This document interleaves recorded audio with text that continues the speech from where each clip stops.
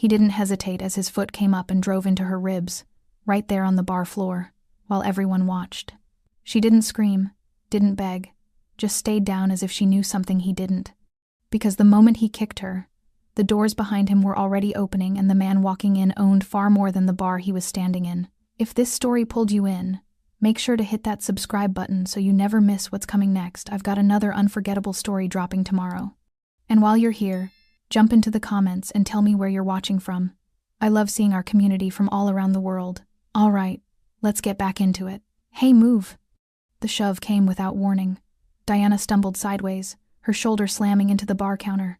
Glass rattled. Ice clinked against crystal. Conversations stopped mid-sentence, laughter dying in throats as heads turned. Kenneth Clark stood over her, his breath heavy with whiskey and something darker entitlement that had aged into cruelty. His suit jacket hung open, tie loosened, face flushed with alcohol, and the kind of confidence that comes from never facing consequences. "Still can't stay on your feet?" he sneered, loud enough for the whole bar to hear. His voice carried that same mocking tone she remembered from years ago, the one that used to make her shrink. "Some things never change, huh?" Diana caught herself against the polished wood, her palms flat, breathing steady. Around her, the warm amber glow of the Tiger's Den suddenly felt cold. The neon sign behind the bar, red and gold letters spelling out the bar's name, cast harsh shadows across Kenneth's face, making him look almost theatrical in his cruelty.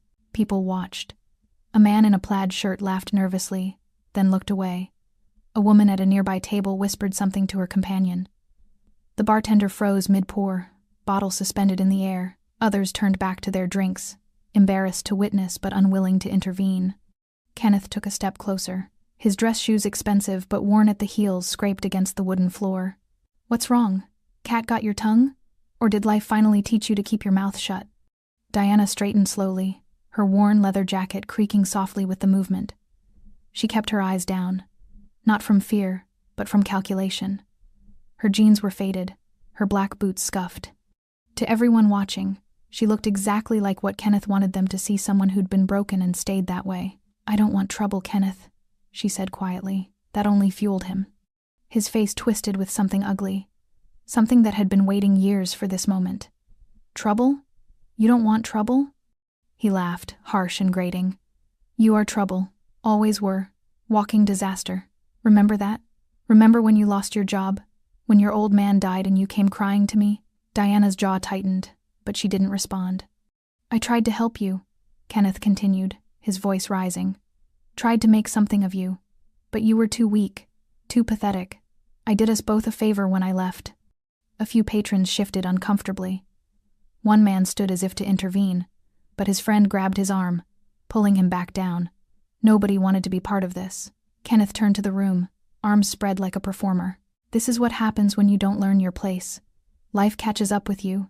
You end up right back where you started, alone, broke, and worthless." Then he raised his foot and kicked her. The impact caught Diana in the ribs, just below her left arm. Not hard enough to break anything, but hard enough to send her sprawling. She went down onto one knee, her hand shooting out to catch herself. Glass crunched beneath her palm, someone's dropped bottle, shattered earlier and never cleaned up properly. The sound echoed louder than the jukebox in the corner, louder than the muted conversations, louder than the blood rushing in her ears. Pain bloomed across her side, sharp and hot. But Diana didn't scream. She didn't beg. She pressed her palm flat against the floor, sticky with spilled beer and years of wear, and breathed slowly through her nose. In, out, controlled. Because she knew something Kenneth didn't, something nobody in that bar could possibly guess. She wasn't powerless anymore. Her phone buzzed once against her hip, a soft vibration only she could feel. She didn't need to look at it to know what it said. She'd felt that same pattern 100 times before. "On my way." Kenneth stood over her, chest heaving, looking down at her with satisfaction written across every line of his face. This was what he'd wanted. This was the confirmation he'd needed that he'd been right all along, that she deserved everything that had happened to her. "Stay down," he said, quieter now, almost gentle. That made it worse somehow. "It's where you belong." Diana lifted her head slowly. Her honey blonde hair fell across one eye, but through the strands, she looked at him with something that wasn't fear, something Kenneth couldn't quite identify. Pity, maybe, or certainty. The bar had gone completely silent now. Even the jukebox seemed to have given up, the last notes of some forgotten blues song fading into nothing.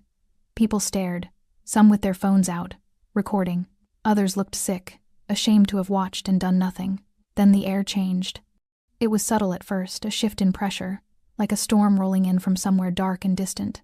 The conversations that had started to resume died again. Someone near the door stood up abruptly, knocking their chair backward. The doors to the tiger's den swung open. 3 men entered first. They moved with the kind of silence that makes a room hold its breath. Broad-shouldered, dressed in black suits that looked like they cost more than most people's cars. Their faces were stone, eyes scanning the room with professional detachment. One had close-cropped hair and a scar through his left eyebrow. Another was bald, massive, his hands hanging loose at his sides like weapons waiting to be deployed. The third wore dark sunglasses despite the dim lighting, his jaw set like granite. They fanned out, flanking the entrance. Then came the fourth man. He didn't rush, didn't need to. Black suit, tailored perfectly to his athletic frame. White dress shirt open at the collar, no tie. Dark hair slicked back, slight stubble shadowing his jaw. But it was the tattoos that caught the eye, ink crawling up his neck, like warnings written in a language everyone understood but nobody spoke aloud.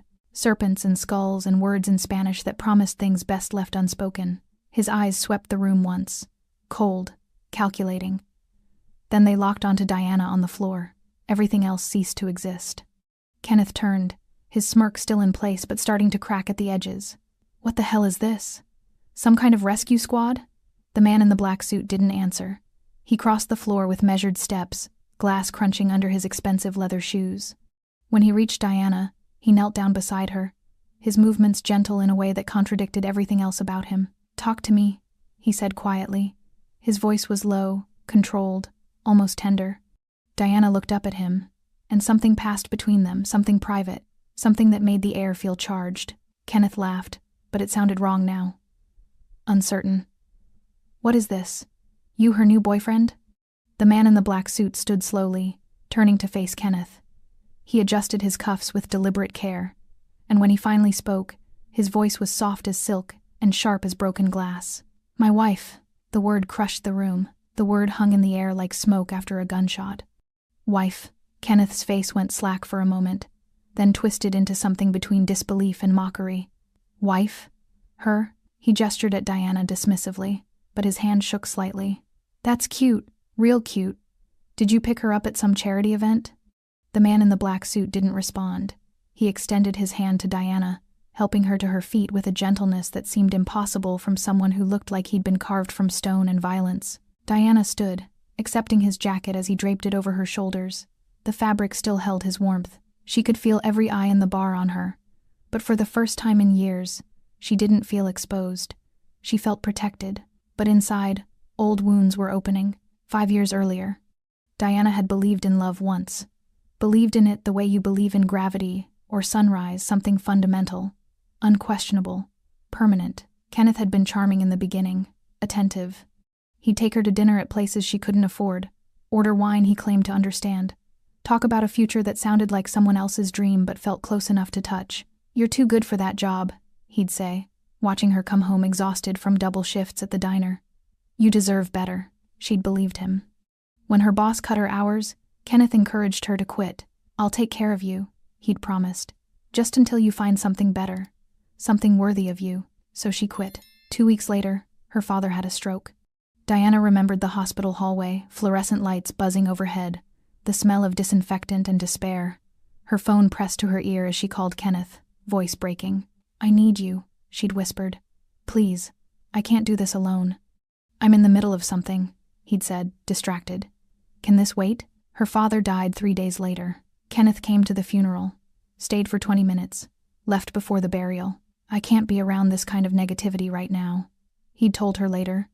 Standing in her apartment, the one he'd convinced her to rent because it was perfect for us, even though his name was never on the lease. "You're dragging me down, Diana. I'm trying to build something here, and you're just stuck." She'd been sitting on the couch her father had given her when she moved out, the one piece of furniture she'd kept from her old life. "I just lost my dad," she'd said, voice hollow. "I just need time." "Time?" Kenneth laughed, but there was no humor in it. "You don't have time. You don't have a job. You don't have money. You don't have anything." He grabbed his jacket from the back of the chair. "I tried, Diana. God knows I tried. But I can't save someone who won't save themselves." The door closed behind him with a soft click. That click echoed for months. Diana had learned what rock bottom felt like. It felt like sitting in an empty apartment with an eviction notice on the table and her father's funeral bill unpaid. It felt like applying for 30 jobs in a week and hearing nothing back. It felt like standing in the shower fully clothed because you couldn't remember when you'd last had the energy to undress. It felt like invisible. Some people break and shatter. Others break and reform into something harder. Diana chose the latter. She sold everything: furniture, jewelry, books, the television Kenneth had given her but never actually paid for. She left the city with $400 in cash and a bus ticket to somewhere nobody knew her name.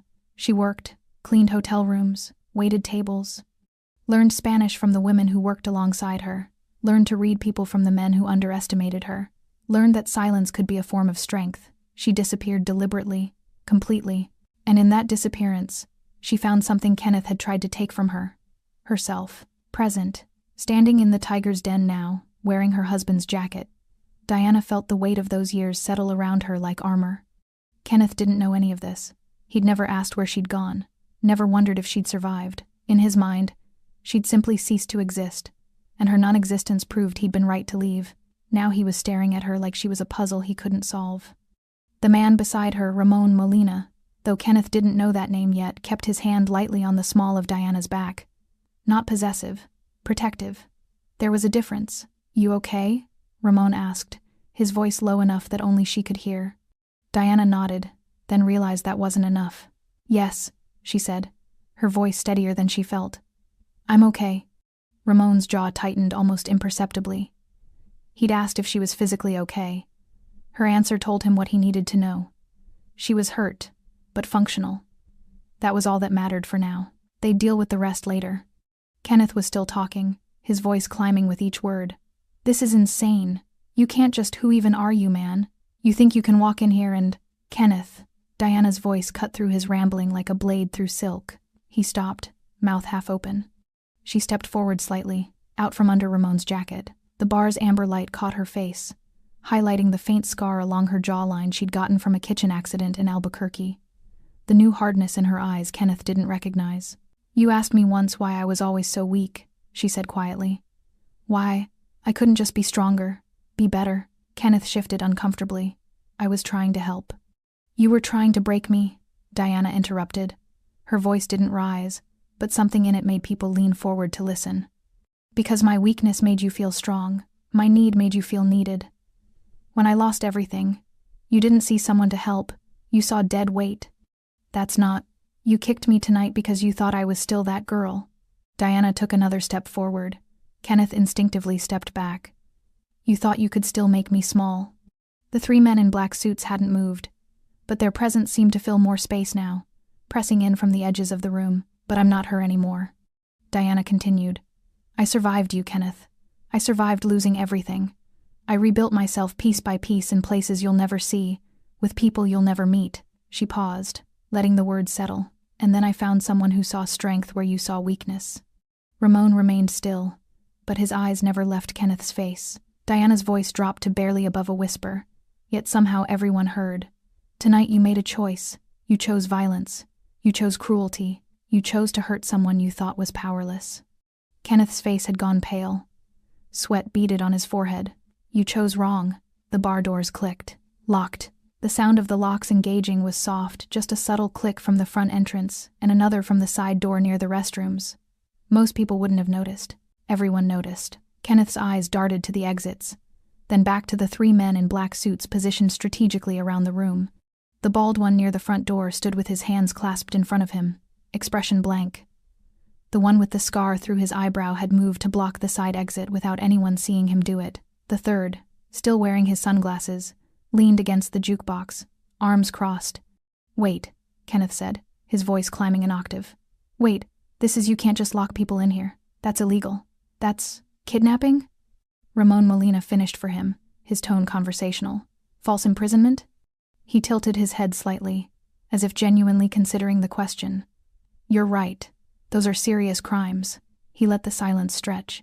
"So is assault. The bartender, a thin man in his 50s with a gray ponytail, slowly set down the glass he'd been pretending to clean and backed away from the counter.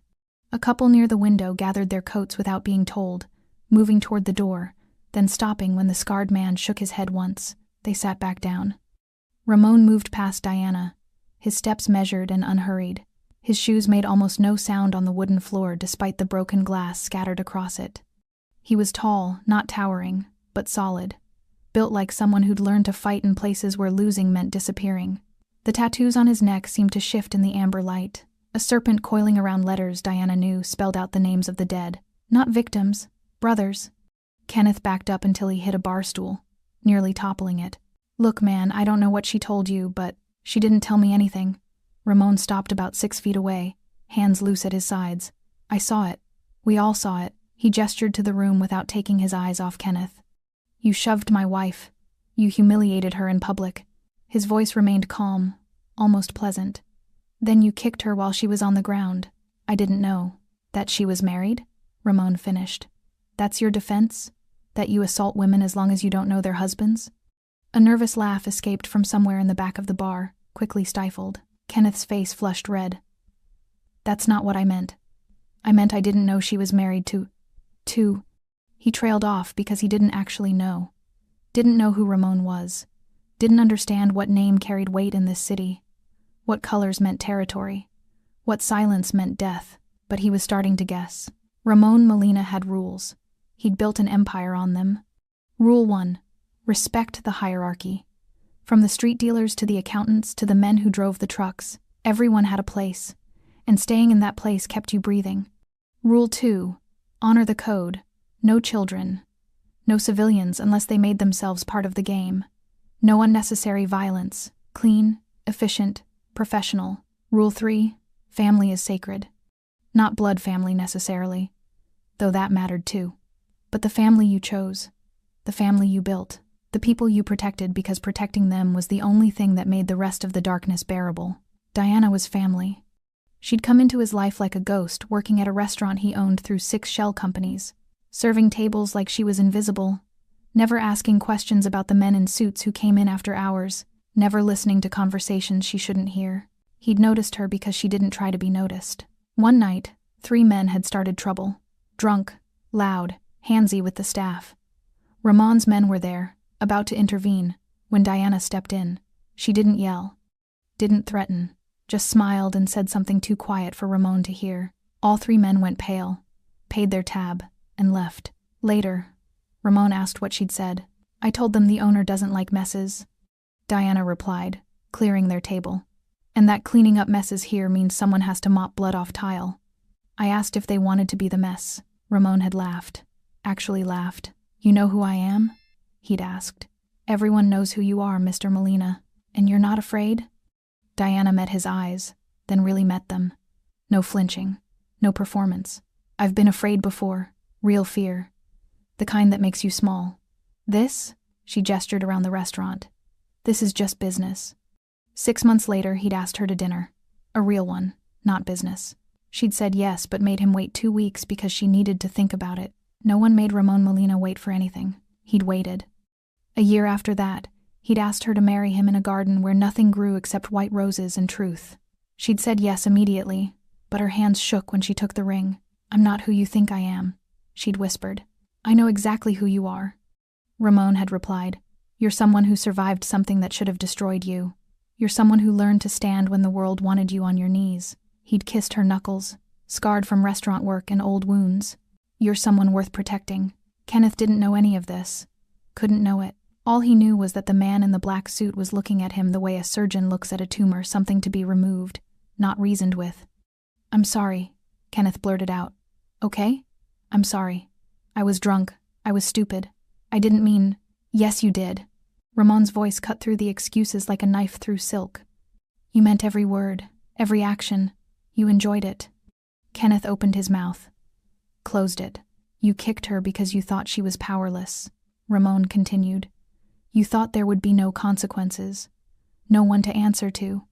You thought you could hurt her and walk away like it never happened." He took 1 step closer. "You were wrong on all counts." The bald enforcer by the door shifted his weight. a subtle movement that nonetheless drew every eye in the room. The message was clear. No one was leaving until this was finished. Diana remained near the bar, Ramon's jacket still draped over her shoulders. She watched Kenneth with an expression that wasn't quite satisfaction, wasn't quite pity, something more complicated, something that looked like closure approaching from a distance. Ramon glanced back at her, a silent question in his eyes. She nodded once, permission granted. Ramon turned back to Kenneth, and when he spoke again, his voice carried the weight of absolute certainty. "You know what the problem with men like you is?" Kenneth didn't answer. "You mistake kindness for weakness. You see someone who doesn't fight back and assume they can't. But Diana didn't fight back tonight because she didn't need to." He smiled, but there was no warmth in it. "She has me." Ramon snapped his fingers once. The 3 enforcers moved. The enforcers didn't rush. They didn't need to. Kenneth stumbled backward, knocking over the bar stool behind him. It clattered against the wooden floor, the sound sharp and final in the silence. "Wait, just wait a second." But Ramon raised one hand, and the 3 men stopped where they were, frozen mid-step like statues given temporary life and then revoked. "Not yet," Ramon said quietly. Kenneth's relief lasted exactly 2 seconds before he realized this was worse. The waiting, the anticipation, the knowledge that these men would move when commanded, and not one moment before. Ramon walked past Kenneth without looking at him, moving instead to the bar. He gestured to the bartender, who approached with visible reluctance. "Bourbon, neat, 2 glasses." The bartender's hands shook as he poured. Ramon accepted both glasses, carried them back to where Diana stood. He handed her one, then touched the rim of his glass to hers. "To surviving," he said softly. Diana's fingers tightened around the glass. "To surviving," she echoed. They drank while Kenneth watched, confused and terrified in equal measure, while the entire bar watched, while the city outside continued its oblivious rotation, unaware that inside the tiger's den, a man's fate was being decided over good bourbon and broken glass. Ramon Molina's empire wasn't built on violence, though violence was certainly part of the foundation. It was built on understanding that every city has invisible borders, that every neighborhood has a hierarchy, that power isn't about who shouts loudest but who whispers and gets heard. He controlled 6 districts in the southern corridor. Not officially, no maps showed his territory, no government documents bore his name, but the people who mattered knew. The dealers knew which corners were his. The club owners knew which establishments paid tribute. The cops knew which crimes to investigate and which to file away and forget. Ramon's operation was a machine of clockwork precision. Drugs moved through channels cleaner than most legitimate businesses. Money flowed through car washes, laundromats, restaurants, construction companies, each one profitable in its own right, each one serving a secondary purpose. He employed 200 people directly, another 500 indirectly. He'd never spent a day in jail. That wasn't luck. That was discipline. His men were professionals. The bald one by the door, Ernesto, had been with him for 12 years, saved Ramon's life in a warehouse in Juarez when a deal went bad. The scarred one, Leo, was ex-military, dishonorably discharged for reasons that remained classified, recruited because he understood chain of command and kept his mouth shut. The one in sunglasses, Mateo, was the youngest, barely 30. But he had a gift for reading situations, for knowing when to escalate and when to de-escalate. All 3 would die for Ramon without hesitation, but more importantly, all 3 knew when not to kill. That distinction was what separated Ramon's organization from the chaos that had consumed so many others. He didn't rule through fear alone. He ruled through respect, through fairness, through the understanding that loyalty flows 2 ways. You protect yours, your family, your people, your territory. Diana was his family, and Kenneth had violated every rule that mattered. Ramon set his empty glass on the bar and finally turned his full attention to Kenneth. The weight of that gaze made Kenneth take an involuntary step backward. "Do you know who I am?" Ramon asked. Kenneth shook his head, then stopped, uncertainty flickering across his face. I've heard the name Molina. Have you?" It wasn't a question. Kenneth's throat worked as he swallowed. "Look, if I'd known, if I'd had any idea, you would have done exactly the same thing." Ramon's voice remained conversational, almost gentle. "Because men like you don't calculate risk, you calculate audience. You saw Diana alone, dressed simply, and you saw an opportunity to feel powerful." He took a step closer. "What you didn't see was the wedding ring." Diana's left hand rested against her glass, And there it was, platinum band with a single diamond, modest by some standards but unmistakable.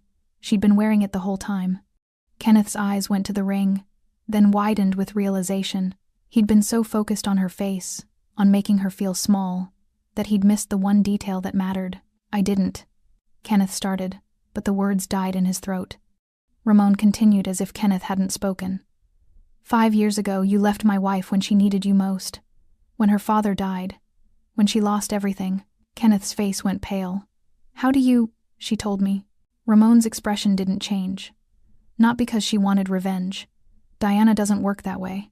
She told me because I asked about her past, and she doesn't lie to me. He glanced back at Diana, something soft passing through his eyes before they hardened again.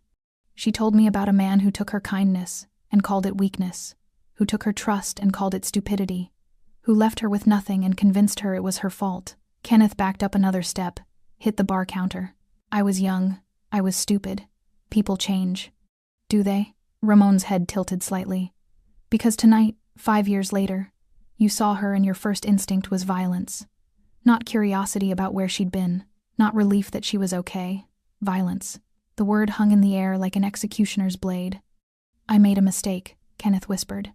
"You made several." Ramon's voice dropped lower, quieter, more dangerous. "But your biggest mistake was assuming Diana was still alone, still powerless, still someone you could hurt without consequence." He nodded to Ernesto, who pulled something from his jacket pocket. A phone. He tapped the screen a few times, then turned it toward Kenneth. On the screen was a photograph. Kenneth walking into an apartment building. Date stamp, 3 days ago. Another swipe. Kenneth getting into his car. Another date. Another swipe. Kenneth at a bar, not this one, a different one across town. "We've been watching you," Ramon said casually, "since Diana mentioned she was coming back to the city, just in case the past decided to resurface." Kenneth stared at the phone, comprehension dawning slowly.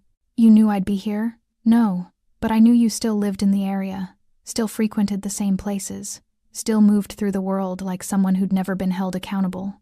Ramon took the phone from Ernesto, studied the screen, then pocketed it. "When Diana texted me tonight, one word. Trouble. I knew exactly what kind." He moved closer still, now less than 3 feet from Kenneth. "Here's what you need to understand. I don't just know where you were 3 days ago. I know where you live, where you work, where your mother lives in assisted care on Maple Street, where your brother teaches high school in Riverside, where your ex-girlfriend Jamie works at the courthouse." Kenneth's breathing accelerated. "Are you threatening?" "I'm explaining." Ramon's tone never changed.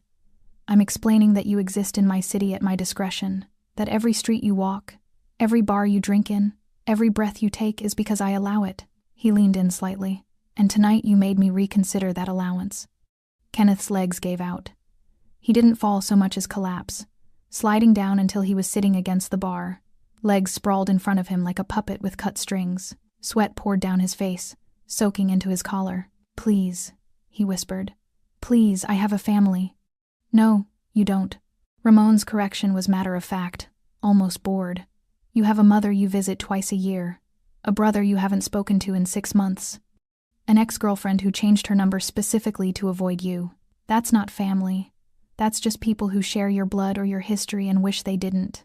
Kenneth's mouth opened and closed silently. Ramon crouched down, bringing himself to eye level. This close, Kenneth could see the details he'd missed before: the thin scar along Ramon's jawline, the flecks of gray at his temples, the absolute absence of mercy in his dark eyes. "But you're right to be scared," Ramon said quietly. "Because I do have family. And you hurt her." "I didn't know." "Stop saying that." Ramon's voice remained soft, but something in it made Kenneth flinch. "Saying you didn't know she was mine is the same as saying you would have hurt her if she belonged to no one. That's not a defense. That's a confession." Diana moved then, coming to stand beside Ramon. She looked down at Kenneth, and for a moment, something complicated passed across her face. Not satisfaction, not quite pity. Something more like recognition, seeing who someone truly was and accepting that you'd once loved them anyway. "Do you remember what you said to me?" she asked. "The day you left?" Kenneth stared up at her, his face blank with fear. "You said I was dragging you down, that I was stuck." Diana's voice was steady, controlled. "You said you tried to save me, but I wouldn't save myself." "Diana, I was—" "Let me finish." She didn't raise her voice, But Kenneth went silent immediately. You were right about one thing. I was stuck. Stuck in grief. Stuck in poverty. Stuck in the belief that I needed you to survive. She paused, letting the words settle. Leaving me was the kindest thing you ever did, because it forced me to find out who I was without you. And it turns out, I was stronger than either of us knew. Kenneth's eyes darted between Diana and Ramon, looking for something forgiveness, perhaps, or an escape route that didn't exist. But tonight, Diana continued, you showed me you haven't changed at all. You saw someone you thought was weak, and your instinct was to make them feel weaker. To take whatever power you could from someone who couldn't fight back. She crouched down beside Ramon, the two of them forming a wall Kenneth couldn't breach. That's who you are, Kenneth. Not who you were 5 years ago. Who you are right now. Ramon stood, helping Diana up with him. He was silent for a long moment, his mind working through calculations Kenneth couldn't see.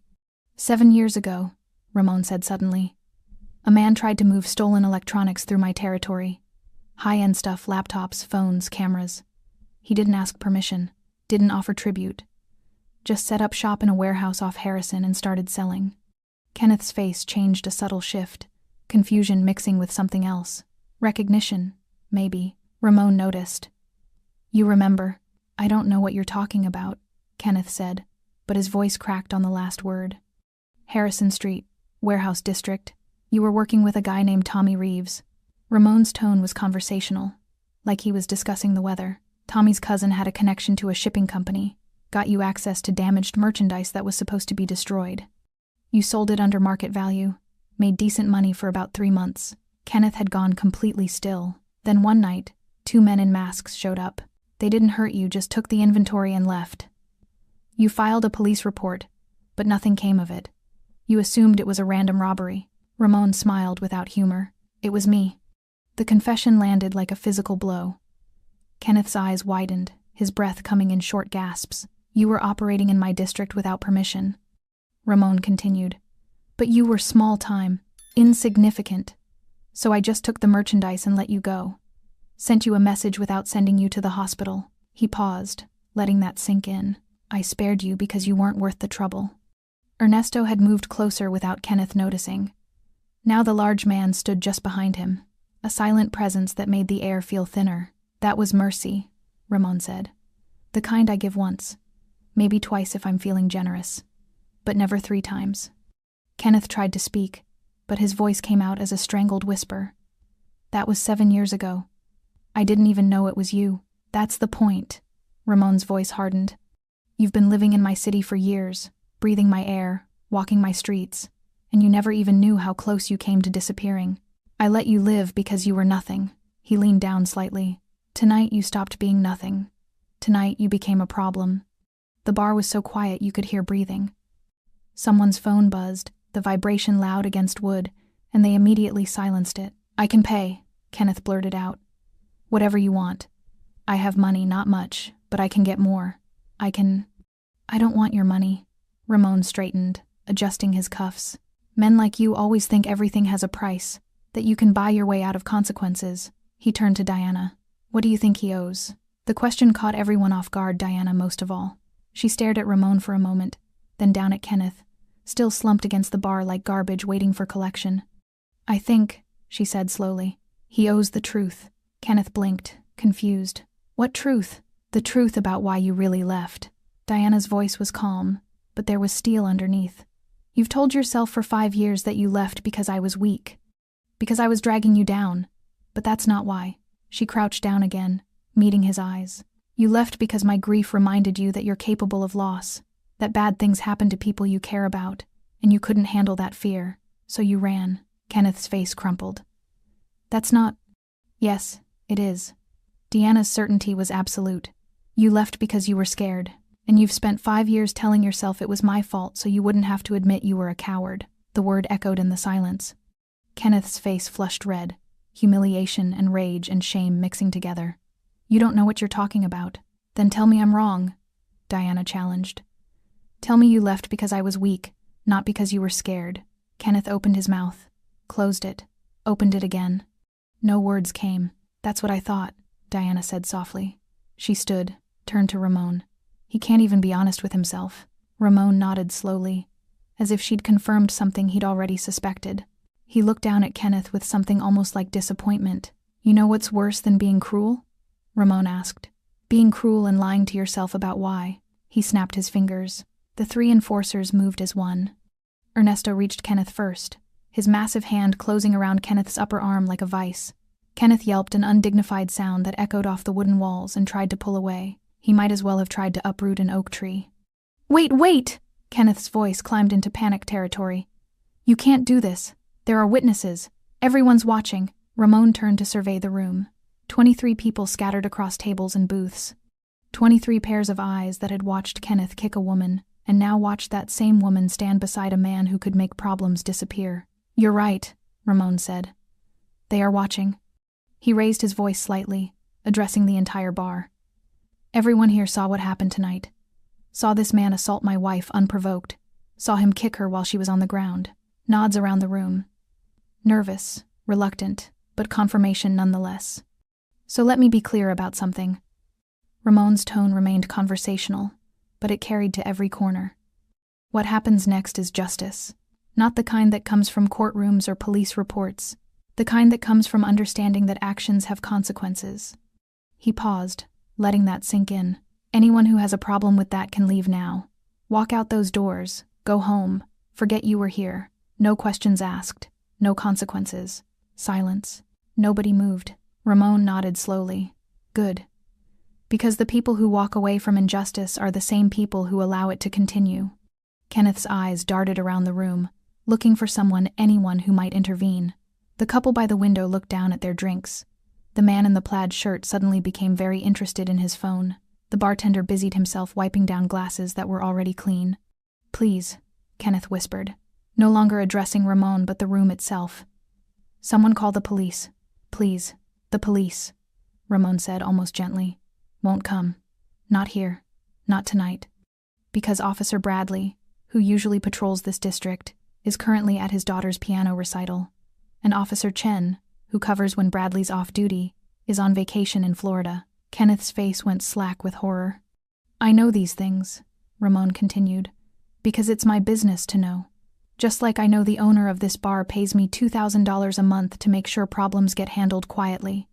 Just like I know the city inspector who was supposed to cite this place for health violations last month somehow forgot to file his report." He gestured around the room. "This whole city runs on favors and fear, Kenneth, and you never bothered to learn the rules." Diana watched Kenneth's face cycle through emotions: terror, rage, desperation, and back to terror. Part of her felt something that might have been pity 5 years ago. Now it was just exhaustion. Exhaustion at being the thing men like Kenneth needed to break in order to feel whole. She'd carried his abandonment like a stone for so long, let it weigh her down, shape her, define her. And then, slowly, she'd learned to set it down, to walk away from it, to understand that his cruelty said everything about him and nothing about her worth. Tonight was simply the closing of a circle that should have closed years ago. Ramon glanced at her, a silent question in his eyes. "Are you sure?" Diana nodded once. "I'm sure. Permission granted." Ramon turned back to Kenneth and spoke with the finality of a judge delivering a sentence. "You abandoned her when she was weak. You humiliated her in public. You kicked her when she was on the ground." Each phrase was measured, deliberate. "Those aren't mistakes. Those are choices. And every choice has a price." He nodded to Ernesto. "Stand him up." Ernesto hauled Kenneth to his feet with the same ease someone might lift a bag of groceries. Kenneth's legs barely supported his weight. Leo moved to his other side, gripping his arm. Between the 2 enforcers, Kenneth looked like a child between adults. "What are you going to do?" Kenneth's voice cracked. "I'm going to teach you something," Ramon said. "The same lesson you tried to teach Diana tonight. About power, about helplessness, about what it feels like when someone decides you don't matter." He walked over to the nearest table, a young couple who'd been on a date before the night turned dark. They looked up at him with wide eyes. "You too. Leave." They didn't need to be told twice. The man threw cash on the table too much, probably his whole wallet, and they practically ran for the door. Mateo unlocked it just long enough for them to slip through, then locked it again behind them. "Anyone else?" Ramon called out. "Anyone who doesn't want to see what happens to men who hurt women in my territory?" 3 more people stood: an older woman, a man with graying temples, a young guy in a university sweatshirt. They filed out quickly, eyes down, silent. The door clicked locked behind them. That left 17 witnesses, 17 people who'd chosen, consciously or not, to see this through. Ramon nodded, satisfied. Good. Now everyone here understands. This isn't random. This isn't excessive. This is proportional. He turned back to Kenneth, who was now openly weeping, tears streaming down his face. Please, Kenneth sobbed. Please, I'm sorry. I'm so sorry. Diana, please tell him you forgive me. Diana stepped forward, and for a moment, Kenneth's face lit with desperate hope. Then she spoke. 5 years ago, I would have forgiven you. I would have made excuses for you, convinced myself you were hurting too, that you did the best you could, that I was asking too much. Her voice was quiet but carried clearly in the hushed bar. But I'm not that person anymore, and you don't get to use my kindness as a shield now that you're facing consequences. She looked at Ramon, then back at Kenneth. You kicked me because you thought I was powerless. Let's see how it feels when the roles are reversed. Kenneth's legs gave out. Only Ernesto and Leo's grip kept him upright. Ramon stepped back, giving himself space. He removed his jacket, folded it carefully, and draped it over a bar stool, rolled up his sleeves. The tattoos on his forearms became visible, more names, more warnings, a whole history written in ink and scar tissue. Hold him steady, Ramon said quietly. Then he moved. The first punch was precise, a sharp jab to Kenneth's solar plexus that doubled him over, gasping. The enforcers held him up, forcing him upright. The second came faster, a hook to the ribs that made something crack audibly. Kenneth screamed. The sound was raw, primal, the kind of noise that comes from a body that's never known real violence receiving a concentrated dose. It echoed off the walls, bounced back, seemed to multiply in the small space. Ramon didn't speak, didn't explain, just delivered blow after measured blow. Not wild, not angry, clinical. Each strike calculated to cause maximum pain without causing death. Ribs, stomach, kidneys, the soft meat of the thighs. Diana watched without flinching. This violence was being done in her name, but it wasn't for her. Not really. It was for every woman who'd been kicked while down, every person who'd been abandoned when weak, every victim who'd been told their suffering didn't matter. It was for the system of silence that let men like Kenneth operate without consequence. Around the room, people watched in horrified fascination. Some couldn't look away. Others stared at their drinks, listening to the sounds flesh on flesh, Kenneth's sobs, Ramon's controlled breathing. No one left. After what felt like hours but was probably only minutes, Ramon stepped back. His knuckles were split, blood Kenneth's and his own smeared across his hands. He wasn't even breathing hard. Kenneth hung between the enforcers like wet laundry, barely conscious, his face a mask of blood and tears and snot. Ramon picked up his jacket, pulled out a white handkerchief, and carefully cleaned his hands. Then he walked over to Diana, his eyes searching her face. Enough? He asked softly. Diana looked at Kenneth, really looked at him. Saw the man who'd once made her laugh, the man who'd walked away, the man who'd learned nothing and become worse. Not yet, she said. Ramon smiled. It didn't reach his eyes. Good. Ramon nodded to his men. Ernesto and Leo dragged Kenneth to the center of the floor, away from the bar, away from the tables. Mateo moved swiftly through the room, pushing chairs aside, creating space, a makeshift arena carved from old wood and broken glass. Kenneth's head lolled forward, blood dripping from his split lip onto the floor in slow, deliberate drops. Each one landed with a soft pat that seemed impossibly loud in the silence. Look at me, Ramon commanded. Kenneth didn't respond. Ernesto grabbed a fistful of his hair and yanked his head up. Kenneth's eyes struggled to focus, pupils dilated with shock and pain. I said, look at me. This time Kenneth obeyed, his gaze swimming until it found Ramon's face. You're still breathing, Ramon said. That's mercy. Do you understand? Every breath you take right now is a gift I'm choosing to give you. Kenneth's mouth moved, forming words that came out as nothing but wet sounds. But mercy has limits. Ramon circled him slowly, predator assessing prey, and you crossed every single one. He stopped in front of Diana, reached out and gently took her hand. Her knuckles were still scraped from catching herself on the glass-strewn floor. Small cuts, superficial, but they'd drawn blood. Ramon lifted her hand, showing it to Kenneth.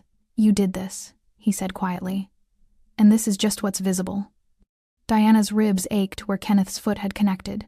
She could feel the bruise forming beneath her shirt, spreading like spilled ink. Tomorrow it would be purple and yellow, a temporary tattoo of violence. But she'd had worse, survived worse. This was nothing compared to what Kenneth had taken from her 5 years ago. "Let him go," Ramon said. Ernesto and Leo released Kenneth simultaneously. He crumpled immediately, hitting the floor hard, unable to catch himself. His hands splayed against the wood, trying to push himself up. He made it to his knees, swaying. "Stand up," Ramon ordered. "I can't." Kenneth's voice was barely a whisper. "Stand up." Kenneth tried. His legs shook, threatened to give out, but fear is a powerful motivator. He managed to get one foot under him, then the other, standing now, but barely. A strong wind could have toppled him. Ramon didn't give him a strong wind, he gave him violence. It happened fast. Faster than the witnesses could fully process. Ramon moved like water fluid, inevitable, impossible to stop. A sweep to Kenneth's legs took him down. Before he hit the floor, Ramon's knee was there, connecting with his stomach. Kenneth folded around it, all air evacuating his lungs in a single whoosh. Then Ramon was pulling him up by his collar, slamming him against the bar. Glass bottles rattled. One fell, shattered. Nobody flinched. "You want to know the difference between us?" Ramon said, his face inches from Kenneth's. "When you hurt Diana, you did it to feel powerful. When I hurt you, I do it to teach a lesson." He threw Kenneth away from the bar. Kenneth stumbled backward, crashed into a table. It toppled, taking him down with it. Chairs scattered. More glass broke someone's forgotten beer bottle. Kenneth tried to crawl away, pathetic, desperate. His fingers clawed at the floor, seeking purchase, seeking escape that didn't exist. Leo was there, casual as Sunday morning, blocking his path. Kenneth changed direction. Mateo appeared, arms crossed, immovable. Kenneth spun, looking for any exit, and found Ernesto staring down at him with the expression of a man watching paint dry. "There's nowhere to go," Ramon said from behind him. "No one coming to save you. No excuse that will make this stop. Do you understand yet? This is what helplessness feels like." Kenneth sobbed great heaving gasps that shook his whole body. "Please God, please stop." "Did you stop when Diana asked?" Ramon's question was genuine, curious almost. "Did you show her mercy when she said she didn't want trouble?" Kenneth had no answer. Or rather, his answer was written in Diana's scraped palms and bruised ribs. Ramon grabbed the back of Kenneth's shirt, hauled him upright like a sack of meat.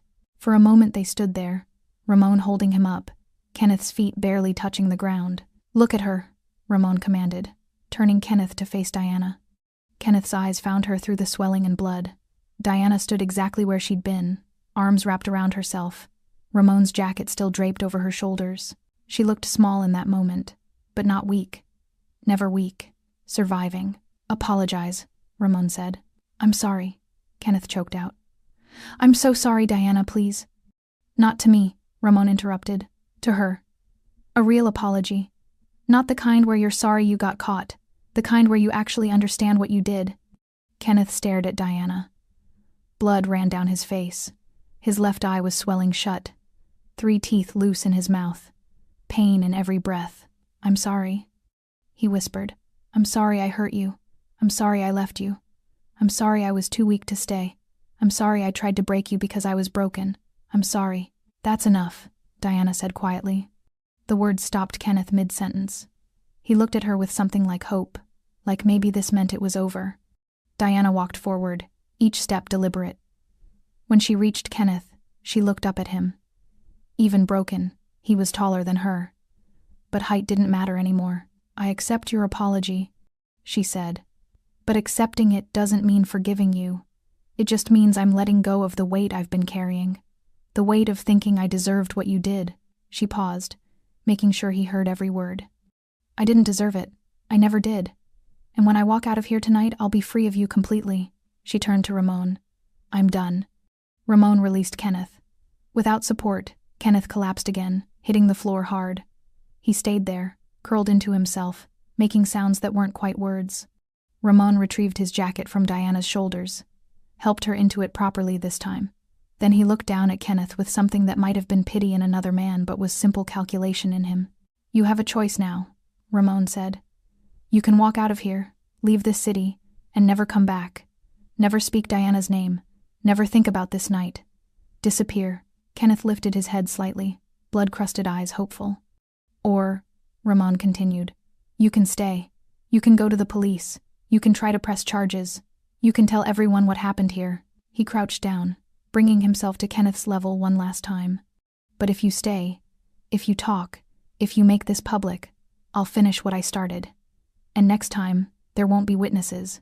There won't be a floor to collapse on. There will just be your name on a missing persons report that gets filed and forgotten." He stood. "So choose. Right now." Kenneth's mouth worked, trying to form words through split lips and loose teeth. "I'll go," he finally managed. "I'll leave. Tonight. I swear I'll leave." "Good." Ramon gestured to Mateo. "Get him out of here. Make sure he packs a bag and drives until he hits state lines. If he stops, if he turns around, if he even slows down, call me." Mateo nodded, moved to haul Kenneth up. "Wait," Diana said. Everyone froze. She walked over to where Kenneth hung in Mateo's grip, reached into her pocket and pulled out something small. A photograph, worn at the edges from being carried. "This is the last thing you gave me," she said, showing it to him. It was a picture of them from years ago. Young, smiling, before everything fell apart. Diana held it up, then slowly tore it in half, then in half again. The pieces fluttered to the floor like snow. "Now you're gone," she said.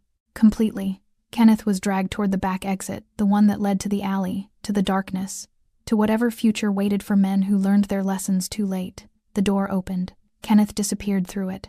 The door closed. The back door of the tiger's den didn't lead to freedom. It led to a brick-walled alley, damp with the city's grime and smelling of stale beer and decay.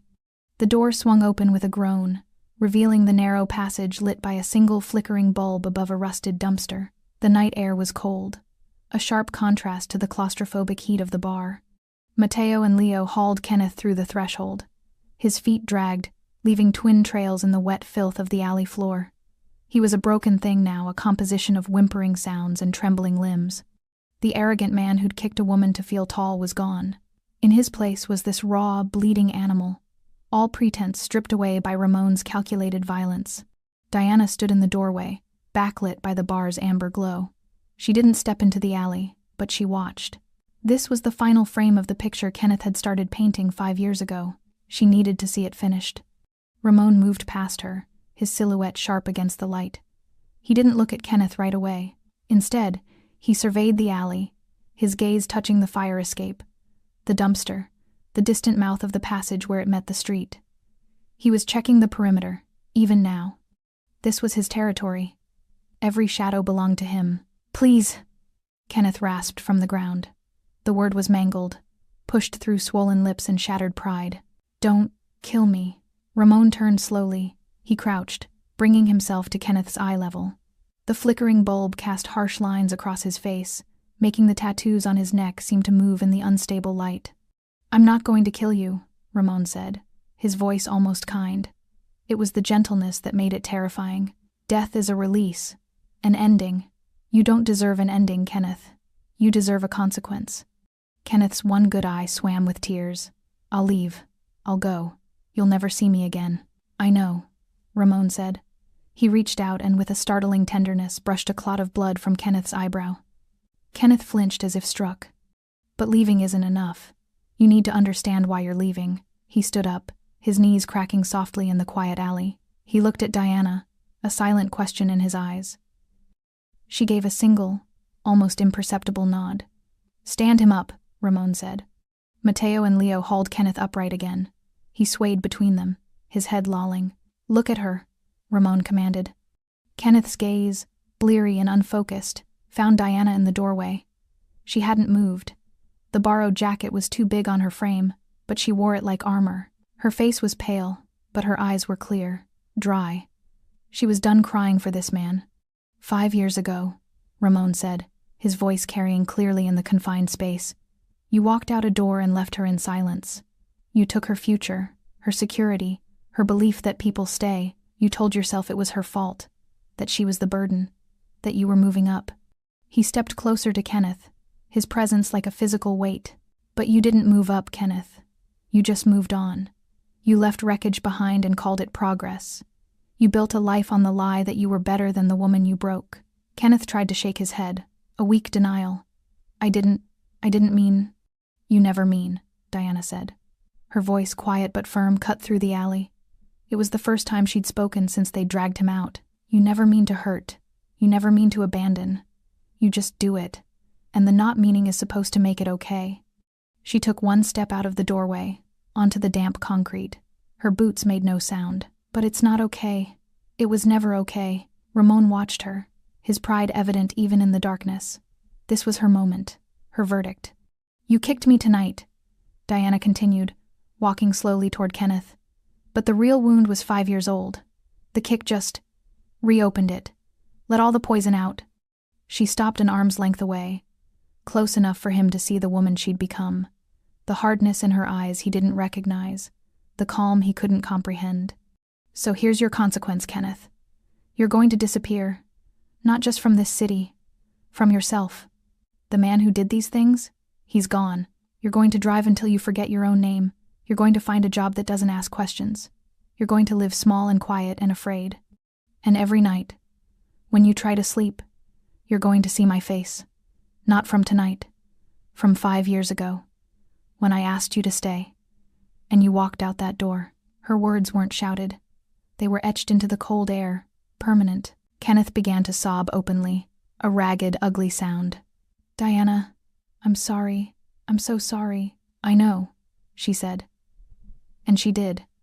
She could see it now, the hollow, terrified regret of a man finally facing the monster he'd chosen to be. But your sorry doesn't rebuild what you broke. It just tells me you finally understand the cost. She turned to Ramon. Let him go. Ramon nodded to his men. They released Kenneth. He collapsed to his knees, not in a dramatic faint, but in absolute defeat. The fight, the arrogance, the very essence of him, had been pummeled out onto the bar floor and left in the alley filth. Ramon pulled a set of car keys from his pocket, not his own, a cheap single key on a generic ring. He tossed them into Kenneth's lap. Blue sedan, end of the alley. Registration and title in the glove box. It's clean. There's $500 in the console. Ramon's tone was that of a businessman concluding a transaction. Drive east. Don't stop until you hit the ocean. Find a new name. Forget this one. Kenneth stared at the keys as if they were a snake. If you come back, Ramon added, his voice dropping to a whisper that was colder than the alley air. If you ever speak her name again, if you so much as look in the direction of this city, the mercy ends. And I will send men who don't ask questions. Do you understand? A shudder ran through Kenneth's broken body. He nodded, a jerky, mechanical motion. Say it, Ramon commanded. I understand, Kenneth choked out. Good. Ramon turned, offering his arm to Diana. She took it, her hand small in the crook of his elbow. Together, they walked away from Kenneth, back toward the light of the open doorway. They didn't look back. Behind them, they heard the scrape of Kenneth struggling to his feet, the fumble of the keys, the staggering footsteps growing fainter as he stumbled toward the waiting car, toward his hollow future. At the doorway, Diana paused. She glanced over her shoulder, not at Kenneth, but at the alley itself, the scene of the ending. She took a deep breath, inhaling the cold, dirty air, and let it out slowly. Then she stepped through the door, leaving the alley and the ghost of the woman she'd been behind. The door began to swing shut. In the narrowing slice of light, Kenneth was a hunched silhouette, fumbling with a car door. Then Leo pulled the door closed. The click of the latch was soft, final. Inside the tiger's den, the silence was complete. The lock clicked shut, sealing away the alley, the car, the man. The tiger's den was left in a silence so profound it felt like a physical entity. The air was thick with the scent of spilled bourbon, sweat, and the coppery tang of blood. 20-odd people sat frozen in the wreckage, surrounded by overturned tables, shattered glass, and the echoing memory of violence. Diana stood with her back to the door, Ramon's solid presence beside her. The bar's patrons were a gallery of stunned faces, their eyes wide, phones now conspicuously absent. The spectacle was over. Now came the reckoning. Ramon's enforcers, Ernesto, Leo, Mateo, had resumed their positions near the exits, statues once more. Their job had shifted from active enforcement to imposing finality. No one was getting out until this was truly finished. Diana let go of Ramon's arm. She needed to stand alone for this. She shrugged off his jacket, handing it back to him with a look of gratitude that needed no words. Then she turned to face the room. Her gaze swept over them, the nervous couple, the ashamed bartender, the man in plaid who'd laughed. They all flinched under her attention. She was no longer the invisible woman on the floor. She was the eye of the storm that had just passed through. "You all saw," she began, her voice clear but not loud. It carried in the hush. "You saw him shove me. You heard him humiliate me. You saw him kick me." A few people looked down at their hands. One woman nodded, almost imperceptibly. "Some of you laughed," Diana continued, and the man in plaid shrunk in his seat. "Some of you looked away. Some of you filmed it, thinking it was just another bar fight. Something to watch." She took a slow step forward, her boots crunching on broken glass. "I don't blame you," she said, and the words were so unexpected that heads lifted. "You didn't know me. You saw a conflict and you defaulted to being an audience. It's what people do." Ramon watched her, a quiet intensity in his eyes. This was her stage now. "But I want you to understand something," Diana said. Her voice grew stronger, layered with a hard-won conviction. "What you witnessed tonight wasn't just a man being punished. It was a debt being paid. 5 years ago, that man took everything from me when I had nothing left to give. He didn't just leave. He tried to erase me. Tonight, he thought he could finish the job. She walked to the center of the room, standing where Kenneth had been held. A dark stain smeared the floorboards. "The man who just left." She paused, choosing her words with care. "He believes the world is made of strong people and weak people, that the strong get to hurt the weak. That's the only power he understands." Her eyes found Ramon's for a moment, and something passed between them, an understanding deeper than the room could fathom. "But there's another kind of power," Diana said, turning back to the witnesses. "It's the power to survive, to get back up, to walk out of the darkness even when you can't see the path. That power doesn't come from hurting others. It comes from enduring what hurts you and choosing not to pass it on." She wasn't preaching. She was testifying, and the bar had become her church. "I didn't bring my husband here for revenge," she said, and the word husband landed with new weight. "I texted him because I was in trouble. He came because that's what you do for family. What happened after? That was the consequence of a man who never learned that actions have weight, who thought cruelty was free." The bartender finally moved, slowly picking up a cloth and beginning to wipe the bar, a nervous, automatic gesture. "You can leave now," Diana announced, her tone shifting from personal to declarative. "The doors are unlocked. Go home to your families, your routines, your safe little worlds. Forget the details if you want, but don't forget the lesson." She looked at each of them, her gaze steady. "The next time you see someone being kicked while they're down, maybe not literally, but in all the ways a person can be kicked, you don't have to be a hero. You don't have to fight, but see them. Don't look away, because looking away is what lets men like Kenneth believe they own the world." A choked sob came from the older woman near the window. She nodded rapidly, dabbing her eyes with a napkin. Ramon stepped forward then, his movement breaking the spell. He didn't address the crowd. His focus was entirely on Diana. He held out his hand, not to lead her, but to offer an anchor. "Ready?" he asked, his voice soft.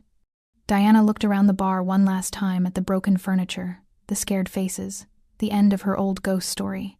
She felt no triumph, only a profound, settling peace. The chapter was closed. The book could be shelved. "Yes," she said, and placed her hand in his. "I'm ready." Together, they walked toward the front entrance. Mateo unlocked the door and pulled it open. The night air rushed in, cold and clean, washing away the stifling atmosphere of violence and fear. A black luxury sedan idled at the curb, its windows tinted, engine a soft purr. A driver stood waiting beside the open rear door. Diana paused on the threshold, glancing back one final time. The patrons were beginning to stir, gathering coats, speaking in hushed, shell-shocked tones. They would carry this story with them, in fragments and whispers, a warning, a legend. She turned her face to the street, to the man beside her, to the life that waited beyond this haunted place. Ramon helped her into the car, his hand a gentle guide on her back. He slid in beside her. The door closed with a solid, expensive thunk, sealing them in a world of quiet leather and subdued light. Through the window, she saw the neon sign of the Tiger's Den flicker once, then hold steady, red and gold against the dark. The car pulled away from the curb, smooth and silent. In the back seat, Ramon didn't ask if she was okay. He simply took her hand, his fingers lacing through hers. His knuckles were split and bruised, a testament to the violence he'd metered out on her behalf. She traced the scars on his hand with her thumb, over and over, a silent acknowledgement. They drove without speaking. The city lights blurred past, a river of gold and shadow. Diana leaned her head against the cool window, watching her reflection superimpose on the passing world. The woman in the glass looked tired. She looked quiet, but for the first time in 5 years, she looked whole. The storm was over. The silence that followed was not empty. It was full of everything she had survived, and everything, finally, that she no longer had to carry. The car didn't take them to one of Ramon's penthouse apartments or fortified compounds. It wound through the sleeping city and up into the hills, where the lights below became a distant, glittering tapestry. It stopped before a wrought iron gate that swung open silently, revealing a house that was not a fortress, but a home. Low, modern, with walls of glass reflecting the star-dusted sky. This was Diana's sanctuary, a place Kenneth's ghost had never haunted. Inside, the air smelled of citrus and polished wood. A single lamp glowed in the living room, casting soft light on shelves of books and the vibrant colors of a painting they'd bought together in Oaxaca. This was the life she had built, piece by careful piece, in the quiet aftermath of ruin. Ramon went to the kitchen, returning with 2 glasses of water. He handed her one, his eyes searching her face in the dim light. "The ribs?" he asked, his voice a low rumble. "Bruised," she said, "not broken." She took a sip, the cool water a balm. "The rest of it feels lighter," he nodded, understanding that she didn't mean her body. He led her to the wide sofa overlooking the valley, and they sat in a silence that was companionable, charged with the night's catharsis but not burdened by it. "He'll keep driving," Ramon said after a while. It wasn't a question. "The car will be found abandoned in another state. The money will run out. He'll become a ghost of his own making, a rumor in a new town." Diana listened, watching the lights of the city. "I don't need to know the details," she said softly. "That story is over." She turned to him, studying the sharp lines of his profile, the ink on his neck that spoke of a world she had only glimpsed. "You didn't have to do that. For me." Ramon looked at her, his dark eyes unguarded. "Yes, I did. Not just for you. For the principle. A man who uses his strength to prey on the hurting doesn't get to keep that strength. That's one of my rules." He reached over, his thumb gently brushing the faint scar on her jawline from Albuquerque. "But for you, I would have rewritten every rule." The truth of it hummed between them. His power was vast, complex, and often brutal. But the part of it he gave to her, the protection, the loyalty, the unwavering sight, was pure. He hadn't saved her. He had seen the survivor already there, and he had chosen to stand beside her. "When I met you," Diana said, her voice barely above a whisper, "I was so tired of being strong. I thought strength was just bearing weight until you collapsed. You showed me it could be something else. It could be a choice, a weapon, a wall to keep the wolves out." She leaned into him, her head finding the space between his shoulder and chest. His arm came around her, solid and sure. "I used to think power was what he had," she murmured, thinking of Kenneth's swagger, his loud voice, his need to dominate. The money, the arrogance, the ability to make people flinch. "But that's not power. That's just noise." "What is it then?" Ramon asked, his chin resting on her hair. "Power," she said, the concept crystallizing as she spoke, "is the quiet in this room. It's the safety to be still. It's knowing who you are and what you're worth, and letting that be the only currency that matters." She paused. "It's walking away from a burning wreck and not spending your life staring at the ashes." Ramon held her tighter. He was a man who commanded streets, who settled disputes with a glance, whose name was whispered with fear, but in this moment, he was just a husband, listening to his wife find the words for her freedom. They sat like that as the night deepened. The adrenaline of the evening had bled away, leaving a profound exhaustion and a cleaner kind of peace. The memories of her father's loss, the eviction notices, the crushing invisibility, they were not gone. They were facts of her history, but they were no longer anchors. They were stones she had climbed. Eventually, she stirred. "I'm going to take a shower. Wash the night off." He kissed her forehead. "I'll be here." Under the stream of hot water, Diana let the events of the evening flow down the drain, the sting of the shove, the shock of the kick, the taste of old fear, the sight of Kenneth's final, crumbling defeat. She scrubbed not with violence but with finality. When she stepped out, wrapping herself in a soft towel, she felt new, not reborn, but reset. The slate, finally, truly wiped clean. She dressed in simple sleep clothes and padded back to the living room. Ramon was still on the sofa, looking out at the view, a single glass of amber liquor in his hand. He had changed into dark sweatpants and a plain t-shirt, the intimidating Mafia boss replaced by the man beneath. She went to the glass wall, standing before the panorama of the city she had fled, and to which she had returned as someone entirely different.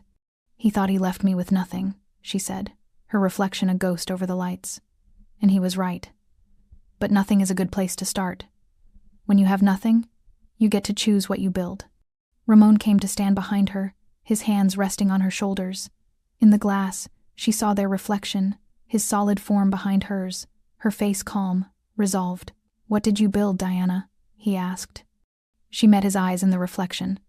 "Myself," she said. "And then I built this. A life. A home. A love that doesn't leave when things get hard." He bent his head, pressing a kiss to the crown of her hair. No more words were needed. The city glittered, indifferent and beautiful.